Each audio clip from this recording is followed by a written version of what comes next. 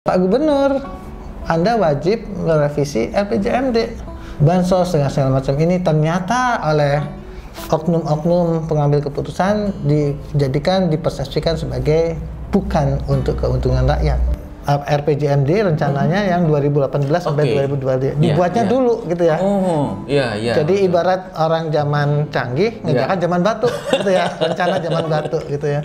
Kan kenapa nggak disamakan dengan pasar misalnya? Pasar buka, mall buka, tempat hiburan buka, bahkan tempat wisata waterboom kayak gitu dibuka lebar. Sekolah enggak gitu loh. Akses pendidikan untuk semua, ya, sebuah kalimat yang sangat indah. Ya, indah, betul. Faktanya di lapangan belum seimbang, belum adil lah. Menugaskan Bu Risma. Sibuknya belusukan, cari memobilisasi pencitraan gitu ya. Ibu Risma gebrakannya apa di Dinsos ini, di Kemensos dan di Dinsos. Gus Ahad siap divaksin?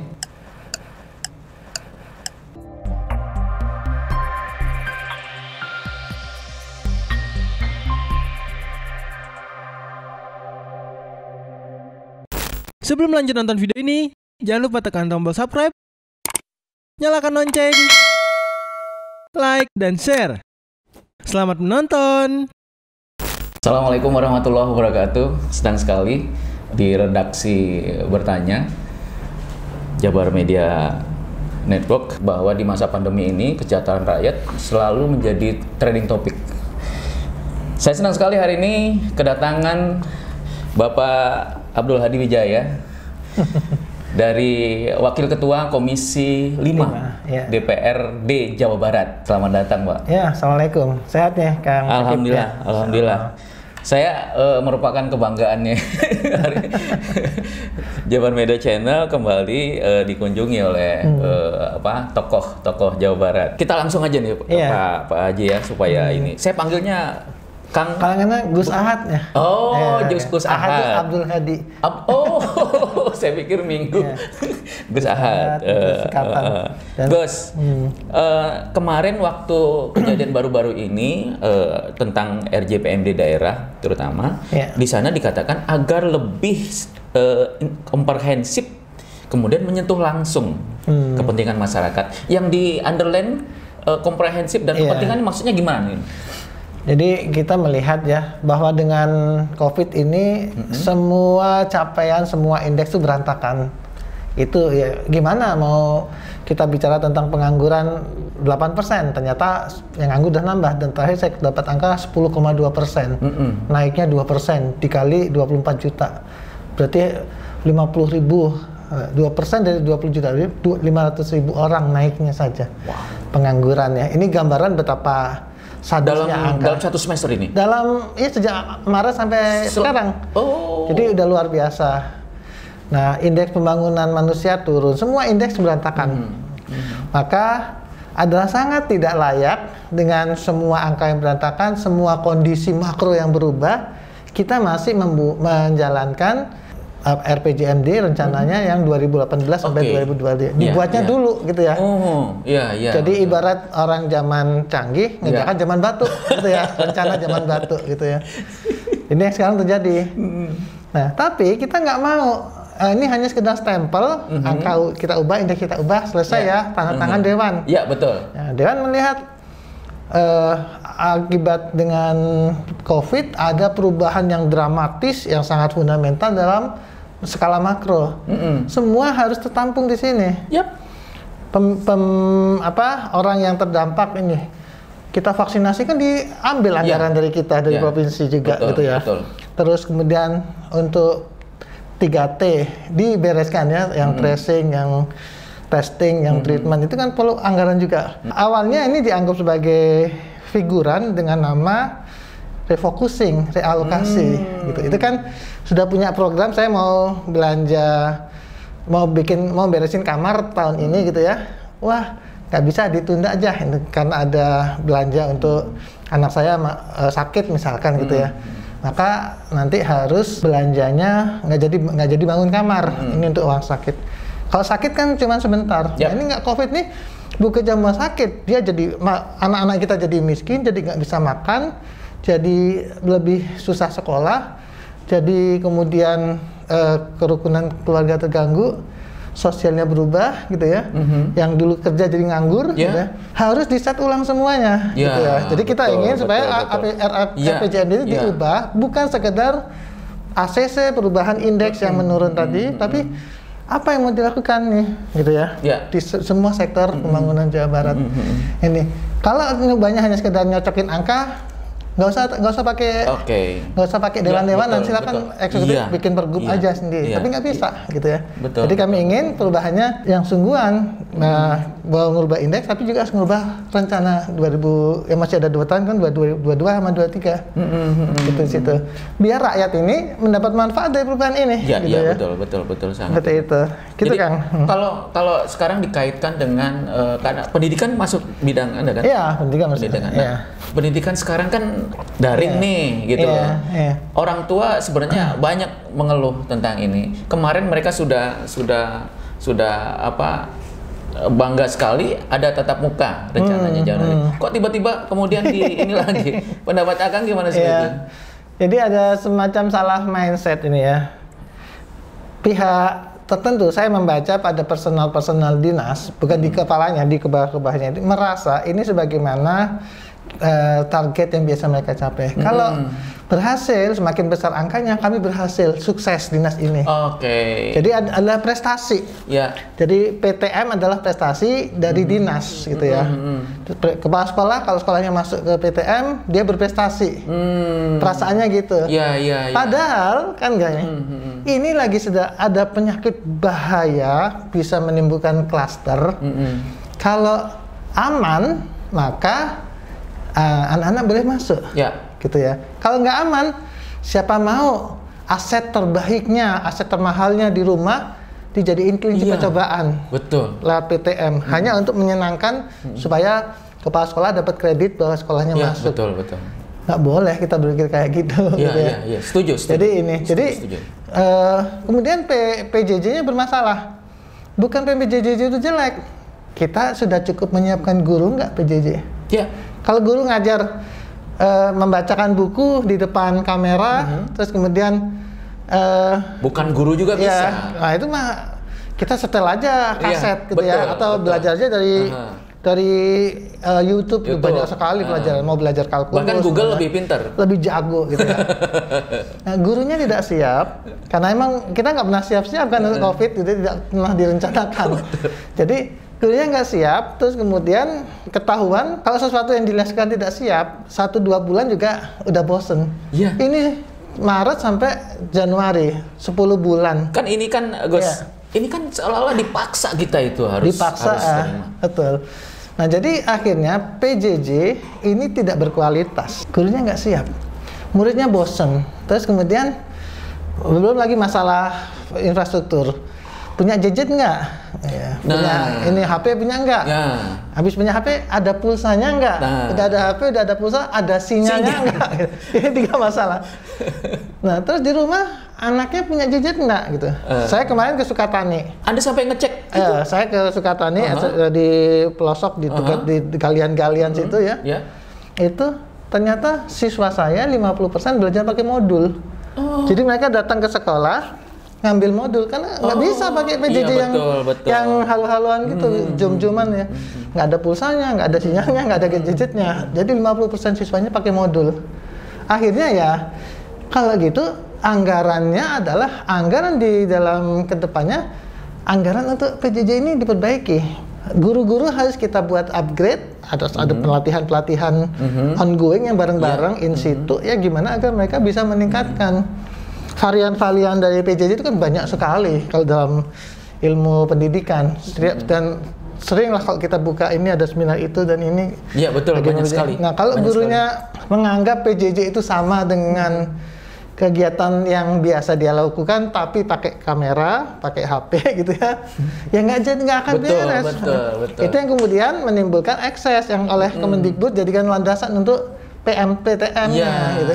Ya artinya cara berpikirnya salah. Perbaiki PJJ-nya, bukan bubarin PJJ. Nanti psikologis anak ini anak.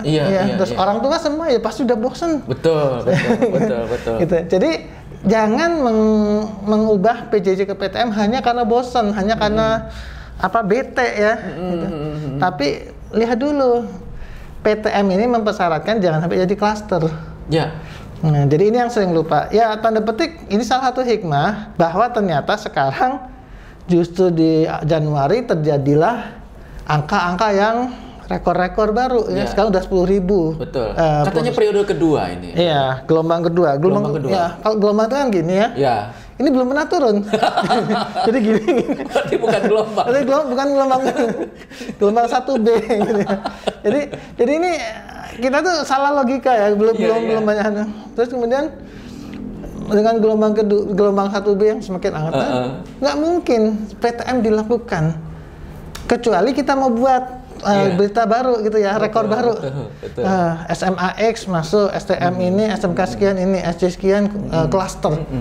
Yang di sini yang sekolah itu adalah anak-anak kita, orang Jawa Barat. Saya nggak mau. Sebaiknya jangan coba berpikir seperti itu. Jangan paksakan PTM hanya karena bosan. Jadi ini tertolong oleh kondisi bahwa ternyata ada instruksi presiden atau dari instruksi Kementerian Dalam Negeri untuk pembatasan itu ditindaklanjuti oleh gubernur dengan PJ Ada yang membandingkan gini, Gus. Kan kenapa nggak disamakan dengan pasar misalnya? Pasar buka, mall buka, tempat hiburan buka, bahkan tempat wisata waterboom kayak gitu dibuka lebar. Sekolah enggak gitu loh. Itu kan sebelum diseriusin. Sekarang kan udah serius ya, udah kacau balau, serius, galak. Waterboom langsung ditutup kan? Iya, betul. Besoknya diusir-usir. Yang kerumunan langsung dipenjarain gitu ya. Ya jadi kita tuh tanda petiknya bercampur baur ini semua kepentingan. Terus kemudian masing-masing cuman ngelihat sepotongnya. Jadi ini dari sudut pandang sendiri-sendiri. Jadi yang harus dilakukan Dinas Pendidikan, Gubernur di RPJMD-nya sesuaikan rencana belanjanya sehingga PJJ, kalau kita masih terpaksa dengan PJJ dilakukan terus, ini yang nggak bosenin dah, yang bagus. Anak-anak itu kadang suruh belajar yang lain, ini divariasikan, banyak sekali cara yang bisa lakukan. Saya senang sekali ini ya berbicara. Andai saja semua wakil rakyat seperti ini, wah Indonesia kayaknya makmur. Mudah-mudahan kita doakan Gus Ahad sehat selalu dan supaya selalu memberi pengaruh positif pada orang sekitarnya. Kemudian gini lagi Gus, tentang misalkan tadi kesulitan misalkan dari orang tua dalam menginikan gadget seperti itu kan sebenarnya sudah sejak lama itu muncul gitu. Atau memang pemerintah tidak berusaha ke arah sana atau dari teman-teman dari sendiri? Teorinya mah sudah dilakukan, tapi ya seberapa sih bisa dilakukan? Waktu itu saya hadir adalah peresmian peminjaman gadget aset sekolah kan, yang untuk ujian nasional kan untuk ujian nasional, ada gadgetnya, ada tablet betul. Itu dipinjamkan ke orang tua supaya bisa dipakai untuk PJJ. Sebenarnya swasta bisa ikut di sana? Bisa ya, itu dilakukan tadi hanya di satu sekolah. Ada total di Jawa Barat kalau nggak salah klaim dari Dinas Pendidikan 38.000. Tapi harus ingat siswa SMA, SMK, SLB itu 2 juta. 2 juta. 38.000 dari 2 juta, ampun deh gitu ya, masih sangat jauh, belum sampai 1,5% kan gitu kan. Lebih banyak itu namanya itu festivalisasinya. Jadi ini bantuan gitu. Kemudian datanglah pulsa gratis untuk siswa itu didaftarin jadi. Yang itu adalah CSR dari perusahaan-perusahaan operator. Betul. Ya ini kan bisnis kan. Hari ini dia dikasih 5.000-an, tapi kan dia nanti kita punya nomor baru dia. Dan itu dikaliin kalau Jawa Barat sekian juta new kartu. Ini kan prestasi buat ini. Jadi belum sungguh-sungguh untuk ini gitu ya. Dia membangun BTS baru supaya ada 100% Jawa Barat. Anggarannya di Diskominfo lumayan gede, saya nggak tahu angkanya berapa persen tapi gede gitu ya. Ya sekarang ini pantau dong supaya nanti bisa benar-benar nggak ada daerah yang blank spot di Jawa Barat gitu. Jawa Barat ini kan tetangga DKI. Gitu ya. Jadi ini PR pemerintah. Nggak bisa pemerintah nugasin operator untuk bangun BTS. Harus ada ada semacam koordinasi, mungkin malah suntikan dana, malah langkah-langkah yang untuk mempromosikan itu, yang mengkondisikan sehingga perusahaan itu bersemangat juga ya. Ada semacam insentif gitu ya. Nah itu yang harus dipikirkan. Saya terus terang belum melihat pembicaraan ini secara integral gitu ya. Ya saya di Komisi 5 kami berurusan sehari-hari dengan keluhan masyarakat tentang pendidikan anak SMA saya. Ada berapa gitu sebenarnya keluhan masyarakat yang? Ya setiap kali berkunjung ya pasti keluhan. Setiap tarikan napas. Iya, jadi gitu. Beberapa nggak tahu nyampaikannya kemana, gitu ya. Ya. Beberapa sedikit nyampe ke kami di Komisi 5 DPRD Jawa Barat. Tapi yang sedikit aja udah luar biasa gitu ya. Betul. Yang ngeluh muridnya, yang ngeluh orang tuanya, yang ngeluh gurunya, kemudian tenaga kependidikannya, kepala sekolahnya, pengawasnya, semua ngeluh. KCD-nya, dinasnya ngeluh. Jadi betul. Ini kumpulan keluhan ini berat. Pendidikan itu memang sangat rumit karena mencakup banyak orang dan SDM-nya macam-macam dan levelnya juga macam-macam. Keberagamannya luar biasa. Pemerintah bilang dengan sangat bahagia, dengan sangat nyaman mengatakan fokus dalam RPJMD adalah akses pendidikan untuk semua. Ya, sebuah kalimat yang sangat indah. Ya, indah, betul. Faktanya di lapangan belum seimbang, belum adil lah antara negeri dengan swasta. Iya. Antara anak kota dengan anak kampung. Iya, betul. Antara orang miskin dengan orang kaya. Jadi banyak kalau gitu. Antara fakta. Guru negeri dengan guru PNS dengan guru honorer. Honorernya ada K2, ada 35 tahun ke atas, ada yang ini, ada segala macam yang ada non status. Ada yang guru bantu tenaga guru bantu daerah tertinggal. Betul. Yang ini semuanya punya masalah-masalah spesifik. Nah, Pak Kadis itu akan cepat tua. Yang banyak sekali. Dan beliau alhamdulillah saya ngelihat positif melakukan proses delegasi, memfungsikan kantor cabang dinas. Jadi misalkan Jabarnya ada 13, betul. Karawang, Purwakarta, Subang, ini dikelompokkan jadi satu namanya KCD 4. Nah, jadi kalau KCD 4 ini ada Kadis level kepala dinas untuk wilayah 4, 3 kabupaten aja. Kan lebih kelihatan ya. Ya ini betul. Ini delegasinya akan dilakukan. Ya ini masih harus ada pembahasan internal di pemerintah. Ya udah lakukan. Jadi Pak Kadis jangan dengerin dari tadi 827 sekolah negeri ditambah 5.100 lebih swasta 6.000-an. Cepet tua. Nah kalau gitu dibagi 13 nih lumayan lah gitu. Terus ini juga Gus, ada informasi yang mengatakan WHO mengatakan bahwa pandemi ini bisa sampai 2023. Ya. Lalu apa kabar pendidikan kita nanti? Ya makanya Pak Gubernur, Anda wajib merevisi RPJMD. Jangan menganggap ini sebagai penyakit sebagai anak-anak kita masuk rumah sakit cuma seminggu. Anak ini bisa masuk rumah sakitnya bertahun-tahun. Ya. Gitu ya. Jadi ya harus berpikir worst case. Nah, ya ini belum kami lihat dalam APBD.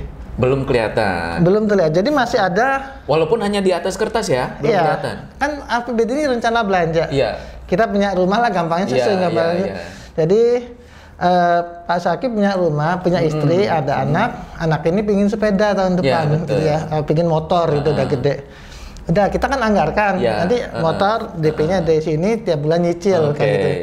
Tiba-tiba ada anak ini sakit atau ada orang tua kita sakit. Uang yang harusnya buat beli motor kan nggak bisa habis kan gitu. Nah ini belum terjadi, masih ada belanja revitalisasi alun-alun. Ya dengan judulnya kira-kira apa urgensinya di masa sekarang? Saya terus terang kalau itu bisa coret-coret dong Pak Gubernur, jangan malu-malu gitu ya. Gitu. Jadi jadi ini yang harus jangan karena dulu wali kota sukses membangun alun-alun Bandung, sekarang harus ada di 27 kota kabupaten. Itu udah kelewat masa berpikir itu. Itu kan sebagai anak-anak kita nanti beli motor kan gitu ya. Betul. Kita punya anak 27, semacamnya motor satu-satu. Alun-alun itu motor lah gitu ya. Udah sekarang nggak usah mikir motor, kamu bisa hidup udah untung gitu ya. Jaga kesehatan, pakai masker dan segala macam gitu ya. Nah ini yang belum terlihat urgensi ini di anggaran. Belanja destinasi wisata baru. satu titik bisa 15 miliar, bisa 50 miliar gitu ya. Ini kan tanda petik. Tapi kan mereka siapa yang mau ke sana gitu ya. Mereka beralasan ini sudah dirancang jauh hari sebelumnya. Iya, gitu. itu adalah logika zaman batu. Sekarang udah zaman komputer. Sebelum Covid itu zaman batu. Ya, zaman dimana semuanya normal. Iya. Kita sudah disetujui namanya adaptasi kebiasaan baru. Betul. Termasuk dalam RPJMD harus adaptasi kebiasaan baru. Jadi ini yang harus sama-sama disama. Buat Pak Gubernur juga gini, buat kabupaten Purwakarta juga harus mikirnya sama. Iya, betul. Sumbang semua kabupaten se-Indonesia. Jangan berpikir zaman batu. Bahasa sederhana saya. Dulu sempat ada pemberitaan tentang guru bantu daerah terpencil. Ini juga sempat mengemuka. Ya. Wah, Gus. Jadi apa kabar sekarang sudah ini kan kemarin katanya sudah diselesaikan. Iya, guru bantu ini adalah orang-orang yang mendapat SK tahun 2000. Mereka bukan PNS kan? Mereka bukan PNS, tapi diseleksi. Yang di impres itu kan perlu guru. Diangkatlah dengan seleksi yang ketat orang-orang terbaik untuk dapat statusnya guru bantu. Setelah ada restrukturasi kewenangan di distrik, kan SD itu diurus oleh kabupaten. Ya. Tapi mereka guru SMP kabupaten. Tapi mereka adalah guru yang diangkat oleh gubernur dulu. Kan kewajiban gubernur menyediakan gajinya. Nah ini adalah maka sekarang walaupun mereka guru SD, gajinya tetap dari provinsi dalam bentuk hibah tahunan. Dalam pelaksanaannya karena kabupaten ini banyak urusan juga gitu ya, nggak katanya gitu ya. Kelewatan. Saya mengadvokasi datanglah ratusan guru bantu Garut datang ke kami perwakilannya. Yang nggak datang juga mendoakan, semua pakai WA, pakai online gitu ngelihat. Mereka beraudiensi, Pak kami kelewatan. Jadi Garut Bapedanya tidak mengajukan itu atau terlambat mengajukan itu ke provinsi. Ya provinsi kan ini kan mekanisme baku standar ya. Nggak ada ajuannya, nggak ada anggaran. Ya, betul. Ternyata nggak ada. Jadi mereka tahun 2020 kemarin guru bantu itu tidak digaji. Nah gitu. Gimana?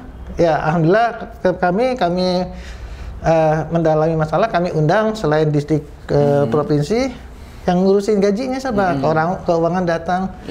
Masukkan tahun depan gaji 2 tahun untuk mereka. Dirapel berarti. Dirapel. Jadi dan kemudian Pak Kadis Kabupaten anggarkan, siapkan kalau cairnya di kuartal 1 supaya cair. Jadi mungkin guru Garut, guru bantu daerah tertinggal di Garut itu dapat gaji 2 tahun di kuartal ini ya. Ini barokahnya. Ini sekarang Garut jadi semakin menguatkan ibu bapak guru di sana. Mudah-mudahan nanti teman-teman guru jadi semangat. Saya belum tahu Purwakarta masalahnya apa. Karena permasalahan di masyarakat, ya kami di Dewan nih berhadapan dengan masyarakat, masalahnya banyak sekali gitu ya. Terus gini juga Gus, berarti kalau terjadi seperti itu, sepertinya pemerintah belum punya data yang akurat dong. Masalah jumlah, gitu loh. Ini saya juga pertanyakan, kan ini kan pemerintahnya Indonesia mereka udah puluhan tahun, Orde Baru udah sekian tahun, reformasi udah sekian tahun ya. Setiap tahun kan yang APBD itu kan itu aja siklus ya. Udah habis pengajuan, habis gitu ini, logikanya harusnya udah muter aja, udah lancar gitu ya. Kok masih ada yang kelewatan, kok masih manual gitu ya. Otomatisasi atulah gitu ya. Pakai data yang ini. Kita kan pintar-pintar ya. Jadi ini enaknya Dewan. Kita melihat masalah, ya masalahnya kita angkat ya. Masalahnya seperti tadi. Jadi udah ada jelas semuanya, ada belanja tahun lalu juga sama kan tinggal di copy gitu ya. Sekarang naik berapa kan gitu ya. Tinggal di-upgrade. Gitu. Ini kan rutin, tapi kok kelupaan. Gitu ya. Mudah-mudahan memang lupa.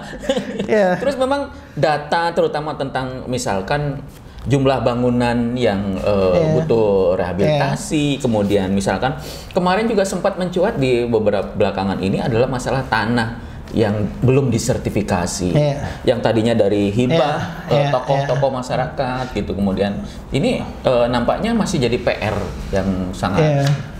Yang agak susah adalah di semua pemerintahan, semua level pemerintahan adalah ego sektoral. Jadi ini karena ini mencakup banyak hal. Gedung sekolah, gedungnya itu milik kelola oleh Dinas Pendidikan. Asetnya dikelola, didaftar oleh Dinas DPKAB, Dinas Pengelolaan Keuangan dan Aset Daerah. Terus kemudian urusan sertifikasi oleh BTN. Jadi apa? BPN ya, BPN gitu ya. Jadi ini 3 institusi ini sangat sibuk, sangat tertumpu pada tusi masing-masing. Tugas saya hanya urus pendidikan gitu. Urusan sehingga sering aset ini tidak terdata dengan bagus, tidak update gitu ya. Ada update sekarang sudah mulai terbaiki, ada Dapodik, data pokok pendidikan. Ini bagus. Di antaranya saya dapat angka kemarin 19 kecamatan tidak ada SMA atau SMK negeri, mencakup 17.000 anak yang harusnya usia sekolah. Gitu. Jadi kita telah mengutuk, yang penting ya, sistem ini mengutuk mereka tidak akan bisa masuk sekolah negeri selama PPDB-nya adalah berbasis zonasi. Maka pertanyaan saya kami kepada pemerintah, kapan 19 ini bisa selesaikan? Dibongkar lagi, masih ada 200 lebih yang tidak punya SMA. Kecamatan 200 lebih. Berarti anak-anak jadi kan yang PPDB kan SMA nih. Di 200 kecamatan itu mereka harus masuk swasta. Ya rezekinya sekolah swasta ya. Tapi kan nggak, kalau orang sementara kalau itu boleh kalau sudah setara. Tadi kan masih ada disparitas negeri dengan swasta.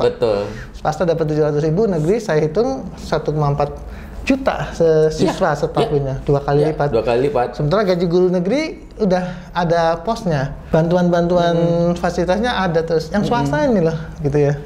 Jadi ini kalau kita berbicara tentang ini, kita membutuhkan seorang super manajer yang luar biasa, diikuti oleh kepala kelas yang juga super manajer yang luar biasa. Selamat bekerja. Ini ada titipan pertanyaan dari teman-teman pelaku seni. Gini, bahwa mereka itu kesulitan sekarang. Kayaknya pemerintah lebih tertarik ngurusin soal pariwisata deh. Ya, memang ini permasalahan struktural ya, terstruktur masalah. Atau emang kenyataannya begitu? Faktanya gitu. Jadi budaya, seni kan bagian dari budaya ya. Budaya itu dititipkan pada Dinas Pariwisata, Disparbud namanya. Ini Jawa Barat ya, saya belum tahu di Purwakarta. Nah, parnya menghasilkan duit. Kalau kita buka misalnya pariwisata apa, kan bisa dapat PAD nih, pasti menarik. Duitnya ngabisin duit. Nah, jadi otomatis anggaran akan larinya ke par, gitu, refleksnya. Nah, Bud yang ini banyak yang sudah rutin. Sri Baduga, museum biaya berapa ini banyak sekali gini. Nah, untuk insannya, peseninya gitu ya, pelaku seninya itu sangat-sangat tergantung pada karena mereka kan mengandalkan keterampilan mereka. Saya dapat keluhan pengelola gedung seni yang sudah dikelola Jawa Barat, mereka nggak dapat tunjangan. Akhirnya ya jadi kayak calo event gitu, ada event diambil ini gitu. Ini masih terjadi. Ya, kalau gedungnya di Bandung enak ya, gedungnya kalau yang di Pangandaran, yang di Purwakarta, yang di pelosok-pelosok gitu ya. Ini gimana? Akhirnya ya silakanlah, kan Allah Maha memberi rezeki, jawabannya gitu.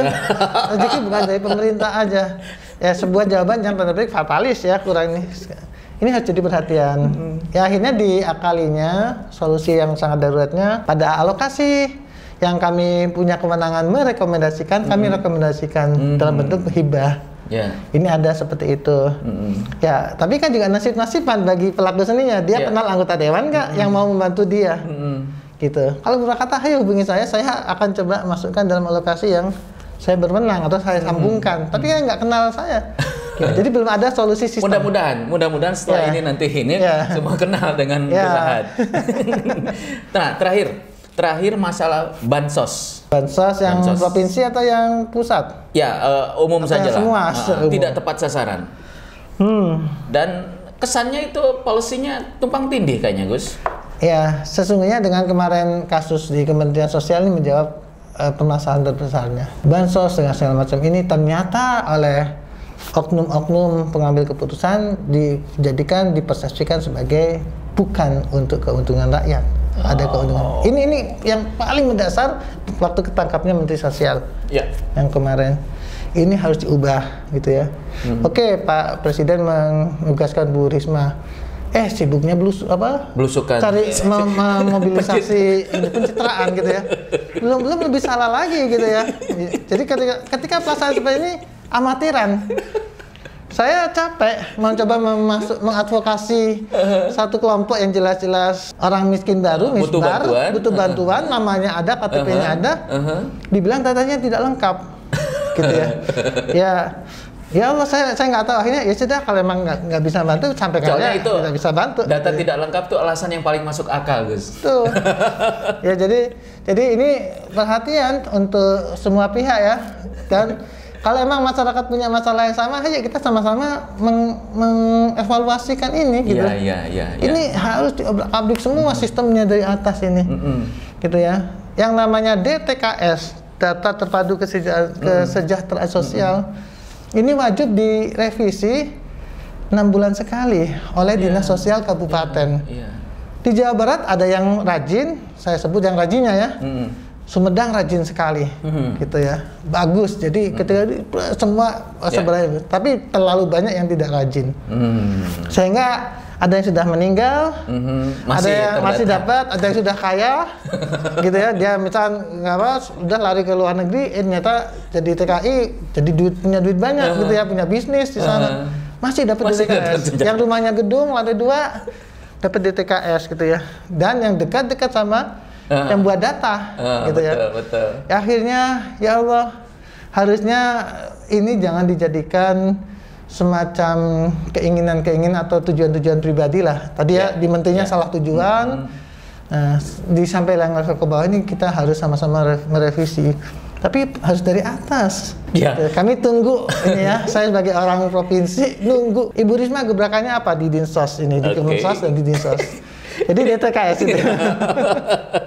Ini satu terakhir. Ya, siap. Gus Ahad siap divaksin? Divaksin? Saya punya komorbid, jadi nggak mungkin masuk daftar, gitu ya. Iya betul. Saya pernah operasi ring jantung, gitu ya. Sehat sih sehat, gitu ya.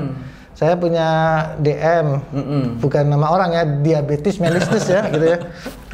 Tapi kalau ditanya pendapat, vaksin seperti apa pendapat? Ya, saya gini, vaksin itu adalah solusi yang lebih baik daripada PSBB, mending vaksin. Kalau udah vaksin, minimal kita mengurangi orang yang kena, yang harus di PSBB, karena mereka sudah kebal, gitu ya. Jadi dia dengan sertifikat vaksin, dia bisa tetap mobile, gitu gitu ya. Jadi vaksin ini lebih baik, gitu ya. Dibanding hari ini tidak ada jawaban terbaik, yang ada lebih baik. Jadi ada vaksin, ada solusi. Moga-moga vaksin yang merah putih nanti bisa selesai. Vaksin yang uji coba gubernur ikut kan, ini kan beda dengan sekarang dipakai. Sekarang ini kan vaksin yang diujinya di Brasil, Turki itu ya. Ya, ini jadi moga-moga ini. Kalau sekarang ada yang masalah-masalah, ya udahlah. Saya tanggung jawab pemerintah untuk menyelesaikan, karena pemerintah sudah menginstruksikan. Hari ini Pak Jokowi sudah lakukan tes. Besok Pak Gubernur nggak bisa, Pak Wagub akan lakukan. Ibu Bupati akan ikut juga. Betul. Ya kita doa aja yang baik gitu. Tapi kalau ini lebih baik dibanding nggak ada vaksin. Betul. Karena pengobatan yang dilakukan kalau nggak ada vaksin, ya itu tadi, isolasi mandiri, terus kemudian masuk ke rumah sakit, harus ada tekanan negatif, harus ada. Berarti vaksin ini upaya yang baik daripada PSBB gitu, Pak? Ya, lebih baik dibanding sebelumnya, bukan terbaik ya. Belum tentu terbaik gitu ya. Oke, Gus, terima kasih. Ini waktunya di antara kesibukan-kesibukan Anda yang ke lapangan masih sempat kita berbicara. Mudah-mudahan semua pembicaraan tadi bisa menginspirasi, dan sekali lagi nanti saya minta alamat IG-nya Gus nanti untuk ditampilkan di sini. Jadi nanti kalau yang menonton acara ini bisa nanti langsung silahkan ke kontak ke IG-nya. Terima kasih atas waktunya, mudah-mudahan bermanfaat dan bisa menginspirasi dan selalu selalu menularkan pengaruh positif pada orang-orang sekitar Anda. Assalamualaikum warahmatullahi wabarakatuh.